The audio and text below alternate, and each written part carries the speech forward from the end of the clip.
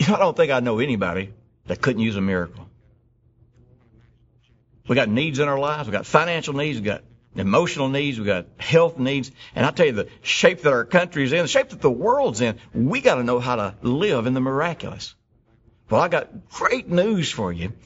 The miraculous is so easy to enter. The miraculous is something that we can have in everyday life, and it's the way God wants us to live. But there's something that holds us back from the miraculous. It's not that we don't have enough faith. You got enough faith. You were born with enough faith. God gave you enough faith. Everybody has enough faith. The problem is, religion has told us that miracles are for the deserving. Now, I don't know about you, but I can look at my life any day and I can find things that would disqualify me from the miraculous if it's based on deserving. Man, I got a longer list of the mistakes that I've made. I've got a longer list of my personal struggles than anybody that's accusing me, falsely even.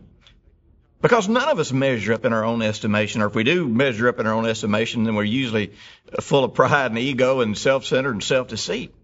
If miracles are for the deserving, there's not many people going to get a miracle. The sad thing is, very few people are going to get a miracle anyhow because they believe miracles are for the deserving. The Bible doesn't teach us that miracles are for the deserving. The Bible teaches us that miracles are for the believing. There's one belief that you've got to choose that will be the doorway into a miraculous life. Just one belief. And if you will make this one determination, if you'll make this one choice, you will begin to journey down a road that will take you toward a life of the miraculous. And the one belief you've got to have is this: all things are possible through believing. And that's what Jesus taught. Jesus didn't say that it was the deserving. Jesus didn't say that if you prayed enough, if you did enough good things, if you avoided enough bad things, you'd get a miracle. As a matter of fact, think of how many people Jesus came to that were totally undeserving. People that were in adultery, tax collectors and thieves, and people that were in every kind of compromising situation. Jesus would come to them, and all he asked them to do was believe. Miracles are not for the deserving.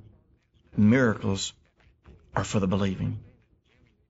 Listen, I've seen every miracle in the New Testament. Many of them I've seen hundreds of times. I've seen every phenomenal thing happen that you can imagine. And it didn't happen for special people. It didn't happen for people who had all their problems worked out. And it certainly didn't happen for the deserving. You can have miracles every day, but you got to open the door of your heart, and that starts by accepting this one truth.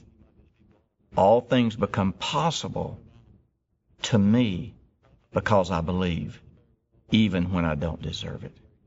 Check out Anatomy of a Miracle. Enter this life of the miraculous. You'll love it. You'll be glad you did.